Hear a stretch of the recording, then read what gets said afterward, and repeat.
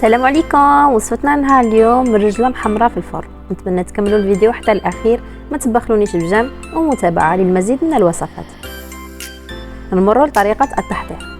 اول حاجه نحضروا لا ماريناد: مغرف صغيره معمره ملح، مغرف صغيره حرور، مغرف صغيره فلفله حمراء، مغرف صغيره كمون، نص مغرف صغيره كركم، ربع سنات ثوم، 5 مغارف كبار زيت،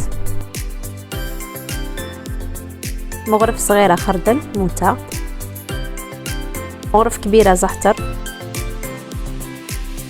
مغرف كبيره زعتر. نجيب بابي الومنيوم نحط فوقها بابي كويسون اللي كنت شمختها بالماء وعصرته.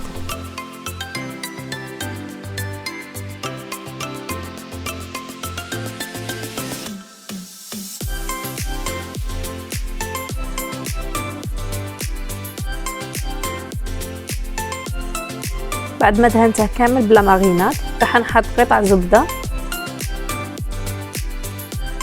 نجيب بلان ندير فيه الماء وندخله يطيب، مغرف كبيره عسل، مغرف كبيره زيت، رشه كمون، رشه فلفله حمراء، نخلطهم مليح وندهن بهم اللحم بعد ما طاب ونعاود نرجعه يتحمر. وهذا هو الشكل النهائي. نتمنى ينال اعجابكم وتجربوه، يجي بزاف طري وطايب زبده.